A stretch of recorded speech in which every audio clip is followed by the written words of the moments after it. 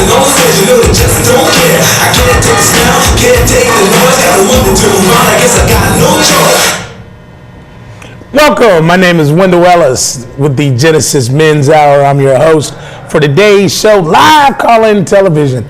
So you always love when the introduction music hits a couple chords in your life. It's both old school and old school. So I didn't know if I was going to get to check yourself before you wreck yourself, or sometimes it's like a jungle out there. And I think that that's probably a more appropriate theme when we think about a lot of the struggles that people are going through presently. Welcome to the Genesis Men's Hour for the next hour. I'm your host. I have a special guest with us today. We'll be talking about a topic that reaches a lot of people out there in our community. A lot of people in the Cincinnati community are struggling, are dealing with hardships, find themselves out on the street. We have a new group of people that are finding themselves homeless. And certainly it's a big issue in the Cincinnati community. Before we get started, before I introduce my guest to you, I'd like to give my usual shout outs. Of course, I'd like to give a shout out to my mama. You know, she's somewhere watching over us. She continues to do so. I normally give a shout out to the Bengals and I beg for tickets, but I think there'll be a lot of tickets available from here on out. See, Marvin, Coach Lewis, if you had given us the tickets, we'd be 5-2 right now versus 2-5. See, it's the fact that we can't get tickets over here at the Genesis Men's Hour. It's the reason that we're going down and crashing and burning. But I also have a black ribbon and an armband for my beloved Dallas Cowboys as well at 1-6. So it's a bad season for me. It's so bad that I've already started watching the Lakers play. I would normally never be watching the NBA in November. I don't pick up the NBA until Christmas and then the playoffs. But because the Bengals suck and the Cowboys suck, that I've been forced into a premature evaluation of NBA. So it's good because my Lakers are 6-0, so I'm doing good there, but everybody else sucks. I also like to give a shout out to Joey Votto for winning the Hank Aaron Award for the National League. Also, The Ohio State University. We're just hoping that we can win out and still have a possibility at a BCS National Championship if Boise State can trip and fall over East Tougaloo Valley Community College, which is the only competition they have on their schedule. Also like to give a shout out to the Xavier University women's soccer team, Ashton Green. She was a first-year student. They had a more successful year this year than they have. And so they're looking for continued success. So we're excited about that. Certainly the Xavier University women's basketball team that comes into the preseason ranked number 5. And so that's a great thing for Xavier University. And of course, the men are returning from a great season they had last year. Coach Chris Mack is certainly excited about the opportunities that they have. We know that Amber Gray, that was a McDonald's All-American, graduate Lakota West, is now transferred to Xavier University women's basketball team. She's healthy. She's doing a lot better from the stroke that she suffered. Not stroke, but aneurysm that she suffered a year or so ago. So she's doing a lot better. We're excited to see Amber on the court. Also, University of Cincinnati's basketball team, always giving a shout out to UC, Miami University, Miami, love and honor to Miami, my football school. And of course, my alma mater, Whitten Woods High School Warriors, are in the playoffs, looking to defend their state championship team from last year. So I'm certainly excited about that. They had a victory for their first playoff game last night. And so we look forward to their being able to move forward again this year. So we're excited about that moving forward. So those are our shout outs. One of the big issues that our community faces is homelessness. And we know that there's a lot of energy in this community, a lot of conversation in our community around homelessness. And so what we have as our guest today is really a person that's at the forefront of that, Josh Spring, who's the executive director for the Greater Cincinnati Coalition for the Homeless. Josh, welcome to the Genesis Men's Hour. Thank you. Glad to have you. Glad to have you. So if you would just walk us through just an overview of what your organization does, your mission, your vision, of what you do. Right. We've been around since 1984. If anybody remembers the name Buddy Gray or the concept of the Over the Rhine People's Movement, that's where we came from. We came from the people in this neighborhood. And the 80s is when we created modern day homelessness. So if you do any research nationally, locally, all coalitions started in the mid 80s We started in '84. We are sort of like the union for people who are homeless and the folks who serve them. So we have 50 member organizations. Any and everybody you can think of that does anything about homelessness, they're with us. So we're the systematic response. We say, hey, this is a systematic problem. This is not caused by individual people, and we want change. That's what we do. Okay. So when you say modern day homelessness, Right. what was homelessness before that? Good question. What did it look like before the 80s, post 80s? I'll give you a couple numbers to start out. 1982, whole country, whole year, it was estimated 250 grand to 500 grand people experienced homelessness. Ronald Reagan and his administration cut safety net services housing exponentially, put it into big business with his trickle-down theory. By 86, that 250 to 500 grand grew to 3 million. No doubt, 3 million people by 86. Before that time, homelessness consisted of the stereotype, primarily male, middle-aged, addicted to something, mental illness, right? The town drunk mentality. In the mid-'80s, that all changed. Suddenly, organizations had to expand their missions to meet all these new people, families, just people out of work, just anybody. And you had all these new organizations rising up trying to do this. And that's when the coalitions formed. They said, if we come together, we can tackle this from the top down. Okay. Wow, that's amazing. And so those 17 million, 20 million jobs that Reagan's given credit for starting and initiating, and that you always hear about on Fox News and on conservative radio, that I had no idea and never knew that we looked at, a six-fold increase in terms of the level of homelessness from 82 to 86, and so that's incredible.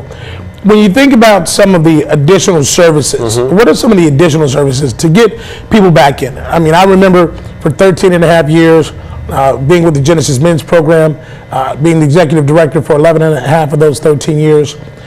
What are some of the additional services that you provide or relationships that you have to move people back into living situations or home situations? Well, we know nationally, statistically, the primary cause of homelessness is a lack of affordable housing. Okay. Part of the issue, the reason we still have homelessness is for the last 25 to 30 years, we've had a treatment first model, which assumes that everybody who's homeless needs some sort of treatment. And that just isn't the case. About 25% do need some sort of treatment. The rest don't. They just need housing they can afford. They need jobs. They pay living wages. They need health care. They need all those things we all need. And so we want to be out in the forefront and saying, hey, the solution is actually pretty simple.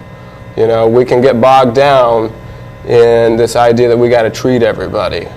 You know, some of us just need one help up and we're good. Most people in this system locally spend 60 days at most in the shelter system before they come in and house, and they're immediately replaced by somebody else. People aren't remaining homeless for long in Cincinnati, but a lot of people are entering the system. Wow. And so when we say that 25% are treatment, what about the dual diagnosis? What about the mental health issues? Because it seems to me, and it's interesting because this is information that I think that most people are unaware of. Right. When you think of the treatment model first, I think that in the world that I lived in, because of the people that came to us, that when we looked at the homeless men that came into the Genesis Men's Program, that probably most of them were under a dual diagnosis of mental health and substance abuse issues. So when we look at those numbers and add mental health issues, are those mental health issues within the 25% that are in treatment, or is there another pool of individuals that are just dealing with mental health issues? Yeah, good question. Most studies would show nationally 25% of people who are homeless have either substance abuse issues and or mental illness. Some are one, the other some are those dual diagnoses. Yeah. Within that number, so that helps. When we think about homelessness, describe what homelessness looks like for these individuals, because of the numbers that we're talking about. What do those numbers look like, first of all, locally, and what do our homeless numbers look like in an average year? How many people are homeless in Cincinnati? Right. In an average year, we estimate that 25,000 people experience homelessness. That number is actually probably low because of the current economic recession that we're all experiencing. Also, we include, the coalition and also some other departments of government include folks that are bouncing from couch to couch, if you will, couch surfing. Absolutely. Housing and urban development doesn't include those people. That's a part of the problem too. We're not reaching out to everybody who's homeless. So when you include those folks, 25,000 is probably the low end in a year in Cincinnati. Okay. So when you say couch surfing, is that like an X game sport? No.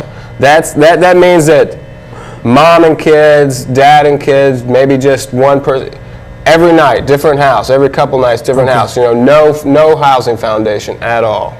And it's not going to get into the X Games? No, it's not going to be there. That would be interesting, couch surfing. When we think about it, that's interesting that you talk about the couch surfing. Right. In Genesis, we saw a lot of men that came to our program that were in this couch surfing. Right. I'll never forget one story that stands out, is that there was a gentleman that had just got released from jail. He was coming down to Genesis office on a bus. On his way down to the office, he meets a woman on the bus, complete stranger, stays with her that night. She had 3 kids.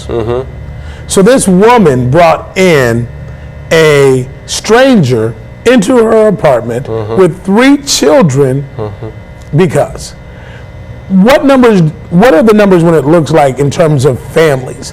Because within 25,000, what do we see in terms of families? Or, yeah, families, whatever. I'll get there before I get to the on the streets. But in terms of families, what does that look like in terms of number of women and children, fathers and children, mother and fathers, parents, 2-parent households with children homeless? Right now, families are the fastest growing group of people becoming homeless. That might shock some folks, but families are the fastest growing.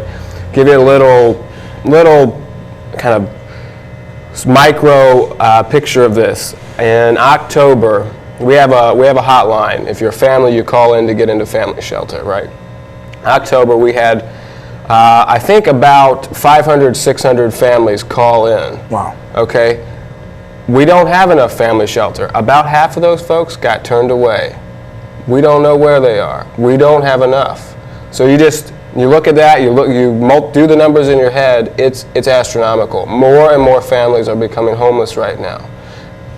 So what if families, what happens to those people that get turned away? I mean, what do we do? Are they under bridges? I mean, where are they? I mean, do they find their way to family, friends? Are they in someone's garage? I mean, certainly I don't know, you don't necessarily want a whole family surfing the couch. Where are they? There's families that don't enter the system. They're probably, for a while, staying with some family, staying with friends, bouncing around. Sometimes families get split up. You know, mom and dad might go to the single person shelter. Kids stay with grandma or with, that's the bad thing about homelessness from the family's perspective, is that it is hard to keep families intact when there is no housing foundation. If we care about family values, like our conservative friends want to say, we got to care about families who are homeless. And just on the conservative side, to clean up what Josh is saying, from the political side, we know locally a lot of conservative people get a lot of money. So I know that if you want to check in Cincinnati, you can go to a Republican, they'll write you a check. But when we talk about from a advocacy, absolutely the conservative side is killing us. From a public domain, from a government side, I mean, it's absolutely killing us. Is it easier? I know that, is it a myth or is it reality that a single mother with a couple kids can find someplace to stay, or a woman is getting beat down in a domestic violence situation can find a place to stay easier than, say, a single male? You know what? I'll tell you, I don't think it is easier. Right now, if you're a single man and you're homeless, more than likely you're going to have a spot at a shelter.